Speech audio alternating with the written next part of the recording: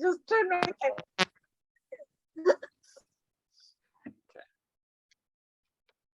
Welcome everybody to our fun Monday evening, where we do not Blue Mondays, but Grow Mondays. I don't even know if there's a color for that, but we'll call them Green Mondays. How's that?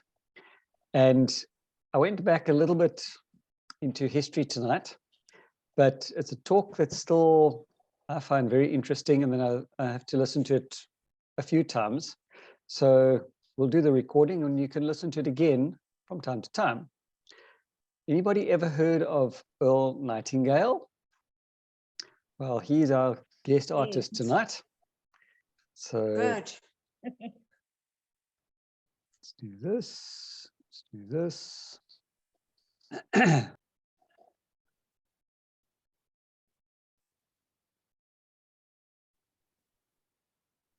I'd like to tell you about the strangest secret in the world. Not long ago, Albert Schweitzer, the great doctor and Nobel Prize winner, was being interviewed in London, and a reporter asked him, "Doctor, what's wrong with men today?" The great doctor was silent a moment, and then he said, "Men simply don't think." And it's about this that I want to talk with you. We live today in a golden age. This is an era that man has looked forward, dreamed of, and worked toward for thousands of years. But since it's here, we pretty well take it for granted. We in America are particularly fortunate to live in the richest land that ever existed on the face of the earth, a land of abundant opportunity for everyone. But do you know what happens? Let's take 100 men who start even at the age of 25. Do you have any idea what will happen to those men by the time they're 65? These 100 men who all start even at the age of 25 believe they're going to be successful.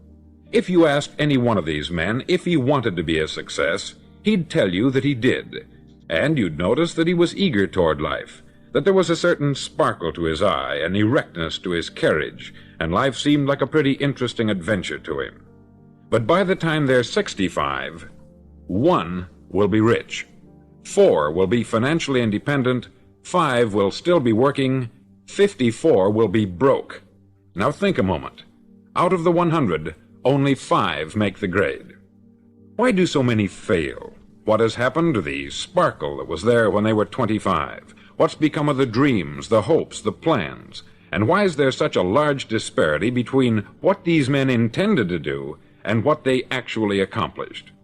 When we say about 5% achieve success, we have to define success. And here's the definition. Success is the progressive realization of a worthy ideal. If a man is working toward a predetermined goal and knows where he's going, that man is a success. If he's not doing that, he's a failure. Success is the progressive realization of a worthy ideal. Rollo May, the distinguished psychiatrist, wrote a wonderful book called Man's Search for Himself. And in this book he says, "The opposite of courage in our society is not cowardice, it is conformity." And there you have the trouble today. It's conformity.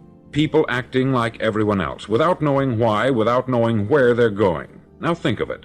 In America right now, there are over 14 million people 65 years of age and over, and about 13 million of these 14 million are broke. They're dependent on someone else for life's necessities. Now, we learn to read by the time we're 7. We learn to make a living by the time we're 25. Usually, by that time, we're not only making a living, we're supporting a family. And yet, by the time we're 65, we haven't learned how to become financially independent in the richest land that has ever been known. Why? We conform. And the trouble is that we're acting like the wrong percentage group, the 95% who don't succeed. Now, why do these people conform? Well, they don't know, really. These people believe that their lives are shaped by circumstances, by things that happen to them, by exterior forces. They're outer-directed people. A survey was made one time that covered a lot of men, working men, and these men were asked this question: why do you work? Why do you get up in the morning? 19 out of 20 had no idea. If you ask them, they'll say, everyone goes to work in the morning. And that's the reason they do it, because everyone else is doing it. Now let's get back to our definition of success. Who succeeds? The only man who succeeds is the man who is progressively realizing a worthy ideal. He's the man who says, I'm going to become this, and then begins to work toward that goal. I'll tell you who the successful people are. A success is the school teacher who's teaching school because that's what she wanted to do.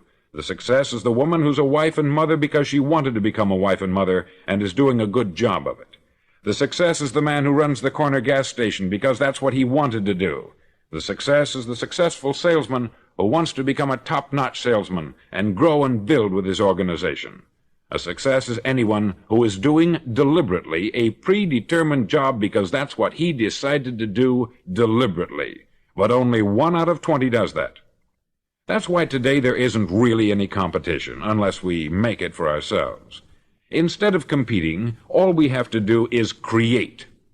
Now, for 20 years, I looked for the key which would determine what would happen to a human being. Was there a key, I wanted to know, which would make the future a promise that we could foretell to a large extent? Was there a key that would guarantee a person's becoming successful if he only knew about it and knew how to use it?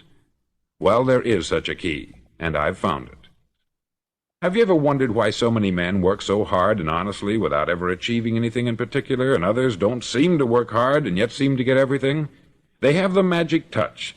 You've heard them say that about someone. Everything he touches turns to gold. And have you ever noticed that a man who becomes successful tends to continue to become successful, and on the other hand, have you noticed how a man who is a failure tends to continue to fail? It's because of goals. Some of us have them, some don't. People with goals succeed because they know where they're going. Now think of a ship leaving a harbor, and think of it with the complete voyage mapped out and planned. The captain and crew know exactly where it's going and how long it will take. It has a definite goal. 9,999 times out of 10,000 it will get to where it started out to get. Now let's take another ship, just like the first, only let's not put a crew on it, or a captain at the helm. Let's give it no aiming point, no goal, no destination. We just start the engines and let it go. I think you'll agree with me that if it gets out of the harbor at all, it will either sink or wind up on some deserted beach a derelict. It can't go any place because it has no destination and no guidance. It's the same with a human being. Take the salesman, for example. There is no other person in the world today with the future of a good salesman. Selling is the world's highest paid profession, if we're good at it and if we know where we're going. Every company needs top-notch salesmen, and they reward those men. The sky is the limit for them. But how many can you find? Someone once said, the human race is fixed, not to prevent the strong from winning, but to prevent the weak from losing. The American economy today can be likened to a convoy in time of war. The entire economy is slowed down to protect its weakest link, just as the convoy had to go at the speed that would permit its slowest vessel to remain in formation. That's why it's so easy to make a living today. It takes no particular brains or talent to make a living and support a family today. So we have a plateau of so-called security, if that's what a person's looking for. But we do have to decide how high above this plateau we want to aim for. Now let's get back to the strangest secret in the world, the story that I wanted to tell you today. Why do men with goals succeed in life, and men without them fail? Well, let me tell you something which, if you really understand it, will alter your life immediately. If you understand completely what I'm going to tell you from this moment on, your life will never be the same again. You'll suddenly find that good luck just seems to be attracted to you. The things you want just seem to fall in line.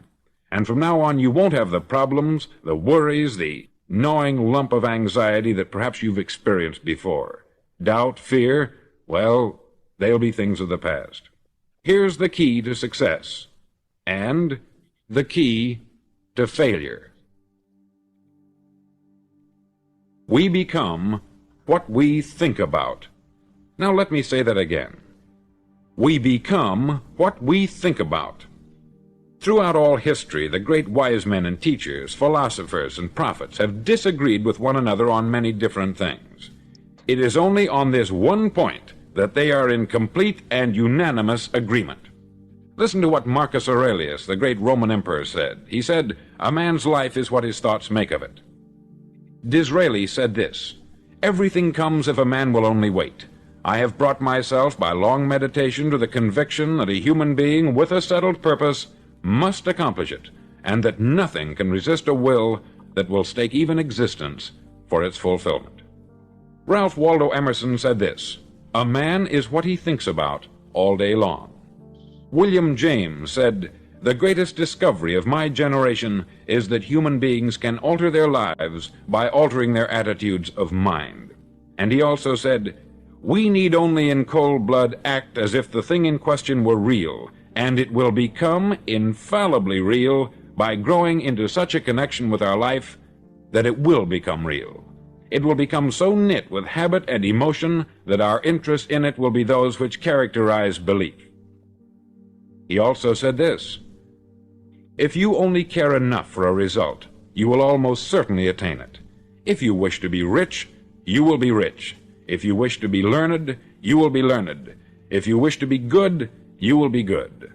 Only you must then really wish these things, and wish them exclusively, and not wish at the same time 100 other incompatible things just as strongly." In the Bible you read, in Mark 9:23, "If thou canst believe, all things are possible to him that believeth." Dr. Norman Vincent Peale said this, "This is one of the greatest laws in the universe. Fervently do I wish I had discovered it as a very young man. It dawned upon me much later in life, and I've found it to be one of the greatest, if not my greatest discovery, outside of my relationship to God. And the great law, briefly and simply stated, is that if you think in negative terms, you'll get negative results. If you think in positive terms, you will achieve positive results. That is the simple fact which is at the basis of an astonishing law of prosperity and success. In 3 words, believe and succeed." William Shakespeare put it this way, "Our doubts are traitors, and make us lose the good we oft might win by fearing to attempt." George Bernard Shaw said, "People are always blaming their circumstances for what they are. I don't believe in circumstances. The people who get on in this world are the people who get up and look for the circumstances they want, and if they can't find them, make them."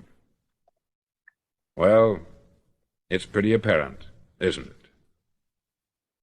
And every person who discovered this for a while believed that he was the first one to work it out. We become what we think about. Now, it stands to reason that a person who's thinking about a concrete and worthwhile goal is going to reach it, because that's what he's thinking about. And we become what we think about. Conversely, the man who has no goal, who doesn't know where he's going, and whose thoughts must therefore be thoughts of confusion and anxiety and fear and worry, becomes what he thinks about. His life becomes one of frustration, fear, anxiety, and worry. And if he thinks about nothing, he becomes nothing. Now, how does it work? Why do we become what we think about? Well, I'll tell you how it works as far as we know. Now, to do this, I want to tell you about a situation that parallels the human mind. Suppose a farmer has some land, and it's good, fertile land. Now, the land gives the farmer a choice. He may plant in that land whatever he chooses. The land doesn't care. It's up to the farmer to make the decision. Now, remember, we're comparing the human mind with the land, because the mind, like the land, doesn't care what you plant in it. It will return what you plant, but it doesn't care what you plant. Now let's say that the farmer has 2 seeds in his hand. One is a seed of corn, the other is nightshade, a deadly poison. He digs 2 little holes in the earth and he plants both seeds, one corn, the other nightshade. He covers up the holes, waters, and takes care of the land, and what will happen? Invariably, the land will return what is planted. As it's written in the Bible, "As ye sow, so shall ye reap." Remember, the land doesn't care. It will return poison in just as wonderful abundance as it will corn. So up come the 2 plants, one corn, one poison. Now, the human mind is far more fertile, far more incredible and mysterious than the land, but it works the same way. It doesn't care what we plant. Success, failure.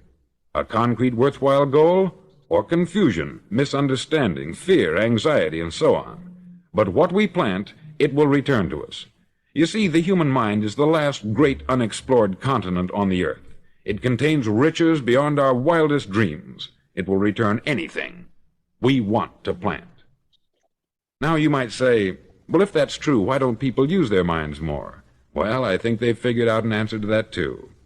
Our mind comes as standard equipment at birth. It's free, and things that are given to us for nothing we place little value on. Things that we pay money for, we value. The paradox is that exactly the reverse is true. Everything that's really worthwhile in life came to us free. Our mind, our soul, our body, our hopes, our dreams, our ambitions, our intelligence, our love of family and children and friends.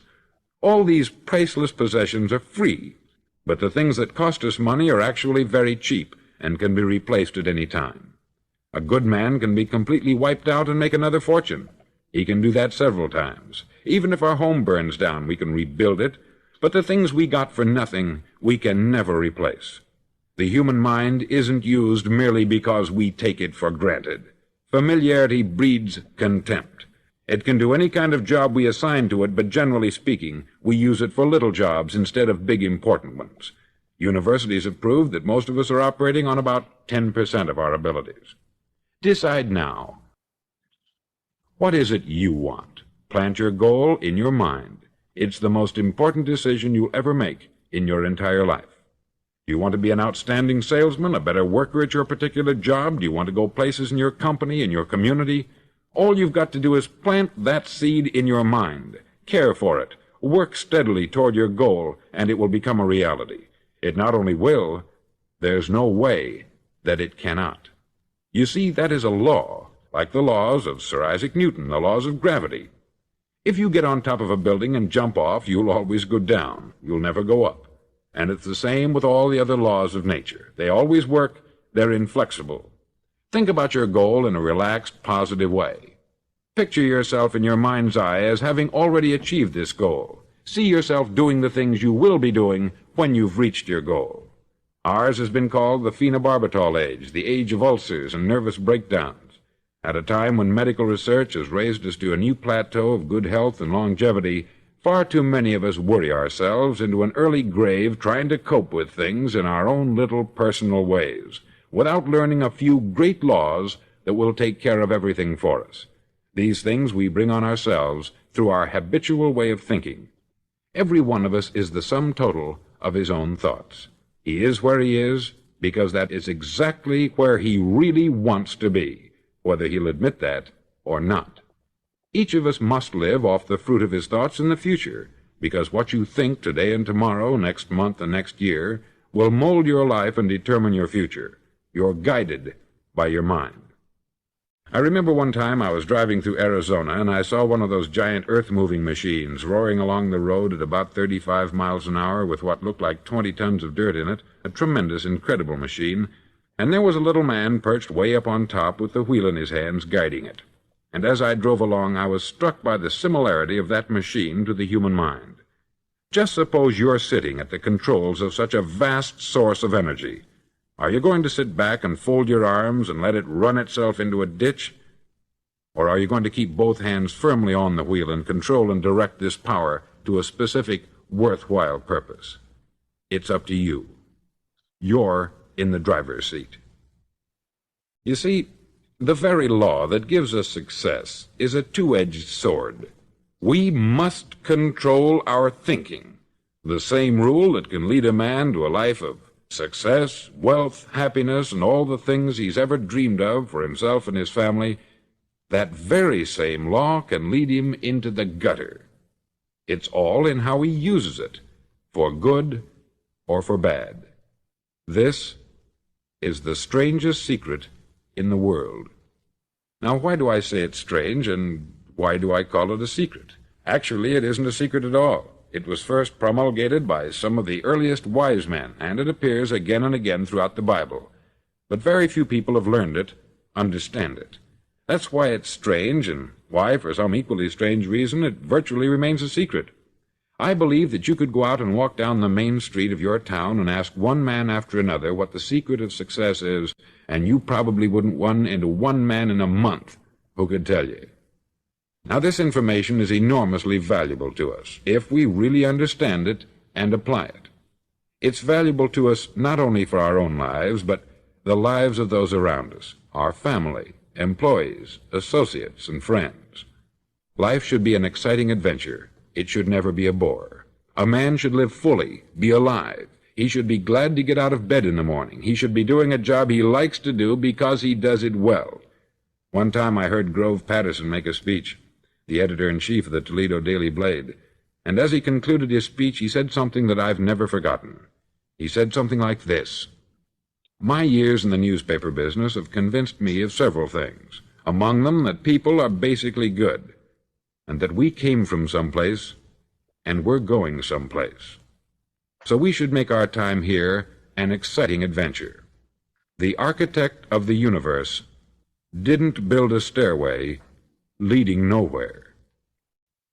And the greatest teacher of all, the carpenter from the plains of Galilee, gave us the secret time and time again. As ye believe, so shall it be done unto you." I've explained the strangest secret in the world and how it works. Now I want to explain how you can prove to yourself the enormous returns possible in your own life by putting this secret to a practical test. I want you to make a test that will last 30 days. Now, it isn't going to be easy. If you'll give it a good try, it will completely change your life for the better. Back in the 17th century, Sir Isaac Newton, the English mathematician and natural philosopher, gave us some natural laws of physics which apply as much to human beings as they do to the movement of bodies in the universe. Now, one of these laws is that for every action, there is an equal and opposite reaction. Simply stated, as it applies to you and me, it means we can achieve nothing without paying the price. The results of your 30-day experiment will be in direct proportion to the effort you put forth. To be a doctor, you must pay the price of long years of difficult study. To be successful in selling, and remember that each of us succeeds to the extent of his ability to sell, selling our families on our ideas, selling education in schools, selling our children on the advantages of living the good and honest life, selling our associates and employees on the importance of being exceptional people, to, of course, the profession of selling itself. But to be successful in selling our way to the good life, we must be willing to pay the price. Now, what is that price? Well, it's many things. First, it's understanding emotionally, as well as intellectually, that we literally become what we think about, that we must control our thoughts if we're to control our lives. It's understanding fully that, as ye sow, so shall ye reap. Secondly, it's cutting away all the fetters from the mind and permitting it to soar as it was divinely designed to do. It's the realization that your limitations are self-imposed, and that the opportunities for you today are enormous beyond belief.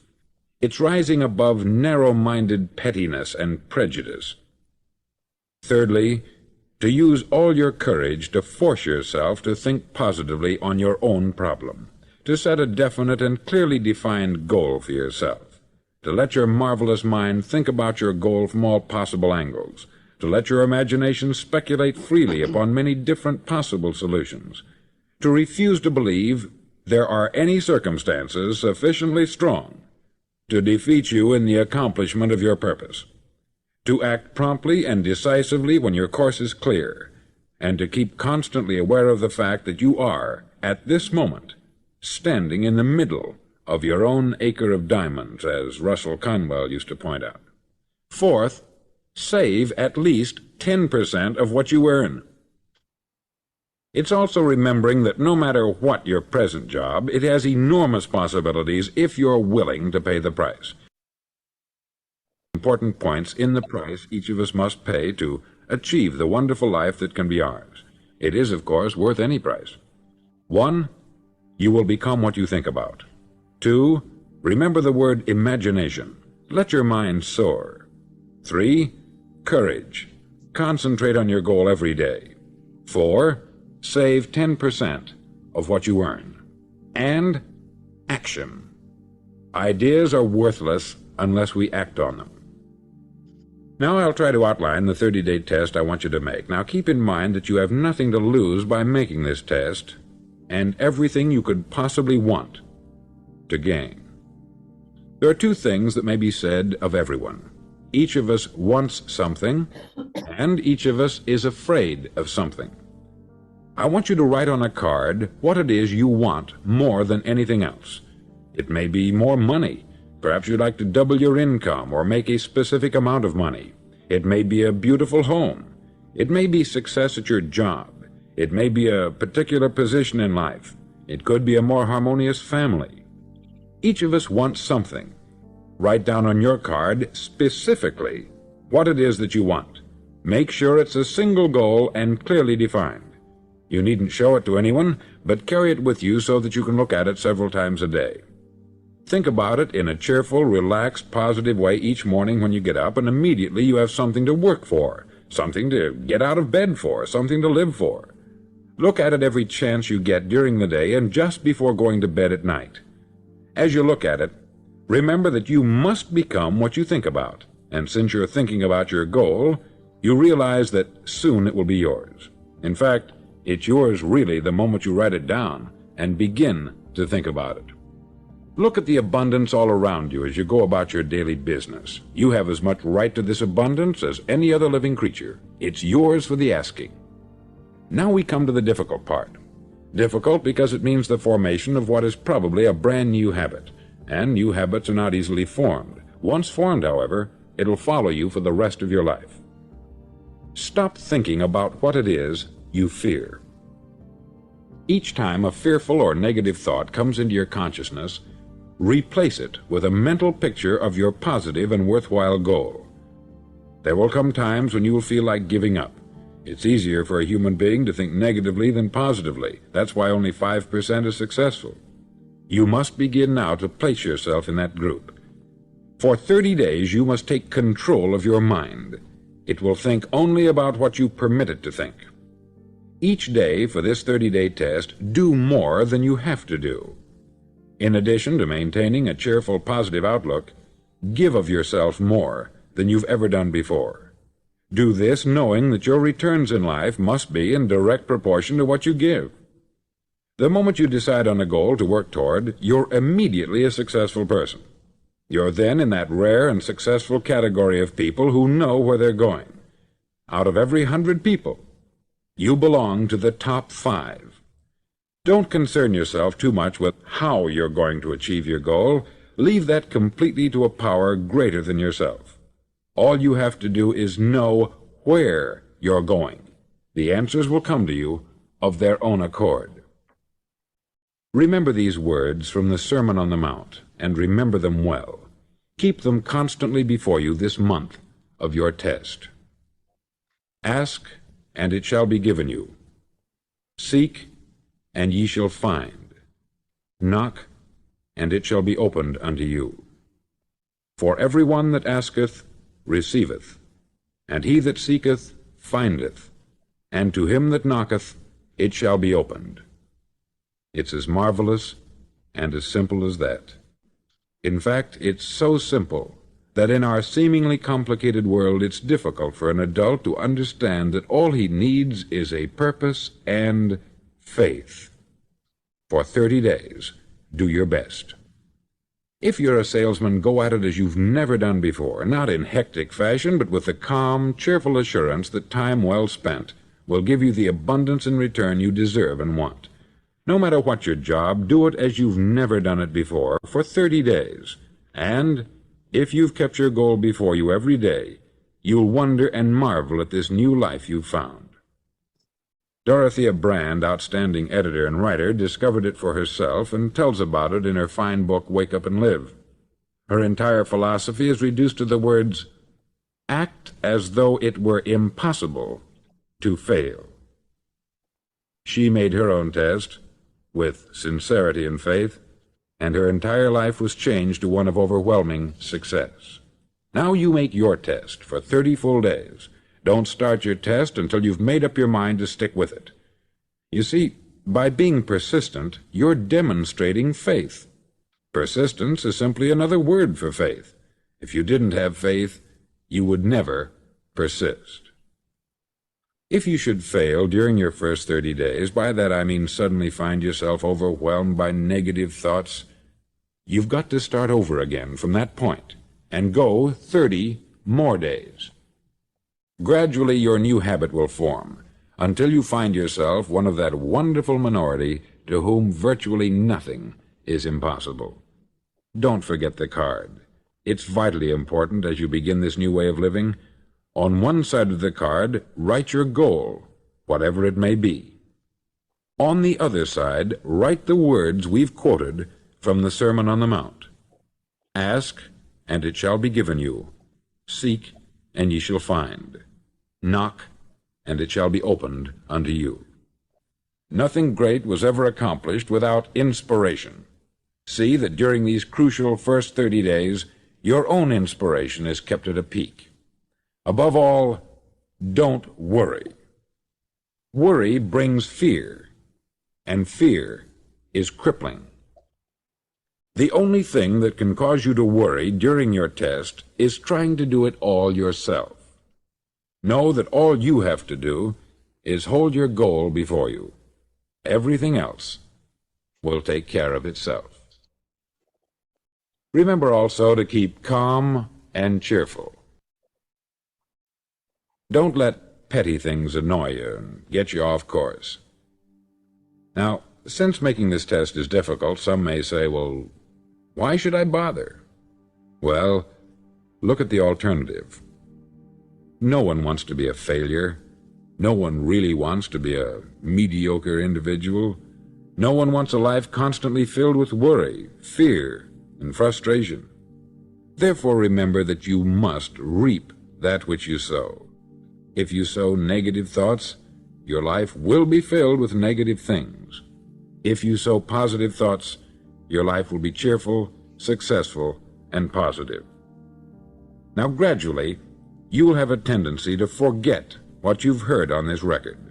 Play it often. Keep reminding yourself of what you must do to form this new habit. Gather your whole family about and listen to what's been said here at regular intervals. You know, most men will tell you that they want to make money without understanding the law. The only people who make money work in the mint. The rest of us must earn money. This is what causes those who keep looking for something for nothing or a free ride to fail in life. The only way to earn money is by providing people with services or products which are needed and useful. We exchange our product or service for the other man's money. Therefore, the law is that our financial return will be in direct proportion to our service. Success is not the result of making money. Making money is the result of success, and success is in direct proportion to our service. Most people have this law backwards. They believe that you're successful if you earn a lot of money. The truth is that you can only earn money after you're successful. It's like the story of the man who sat in front of the stove and said to it, "Give me heat, and then I'll add the wood." How many men and women do you know, or do you suppose there are today, who take the same attitude toward life? There are millions. We've got to put the fuel in before we can expect heat. Likewise, we've got to be of service first before we can expect money. Don't concern yourself with the money. Be of service. Build, work, dream, create. Do this, and you'll find there's no limit to the prosperity and abundance that will come to you. Prosperity is founded upon a law of mutual exchange. Any person who contributes to prosperity must prosper in turn himself. Sometimes the return will not come from those you serve, but it must come to you from someplace.